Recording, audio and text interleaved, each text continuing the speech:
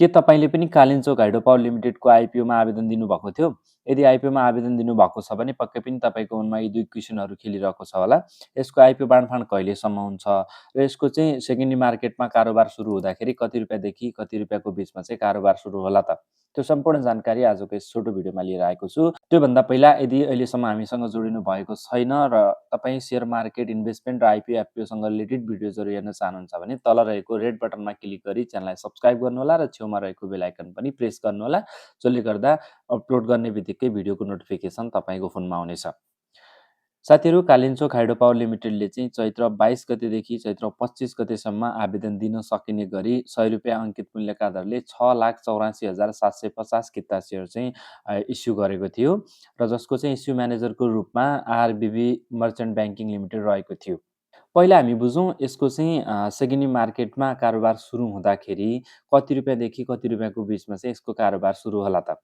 साथीहरू, यसको last इयरको net oath पर share रहेको छ ₹106.49 र इपिएस रहेको छ ₹7.07 लास्ट फाइनान्सियल इयरको। र यदि करेन्ट फाइनान्सियल इयरको डेटा हेर्नुहुन्छ भने ₹104.42 चाहिँ नेट ओथ रहेको छ र मात्र 53 पैसा चाहिँ यसको अर्निङ पर सेयर रहेको छ।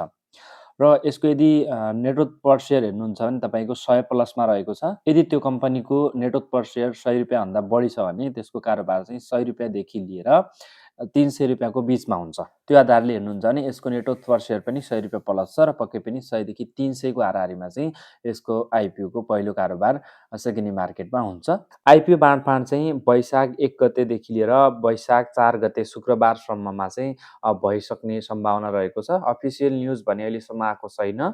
जहाँसम्म यसको आइपिओ चाहिँ मङ्गलबारदेखि शुक्रबारको बिचमा चाहिँ आउँदो मङ्गलबारदेखि आउँदो शुक्रबारको बिचमा चाहिँ भइसक्ने सम्भावना एकदमै म्याक्सिमम रहेको छ। अफिसियल अपडेट आउने बित्तिकै म एउटा अर्को भिडियो बनाउनेछु। म डिटेल्स जानकारी तपाईँलाई अर्को भिडियोमा दिनेछु। त्यसको लागि च्यानललाई सब्स्क्राइब गरी बेल आइकन प्रेस गरिराख्नुहोला।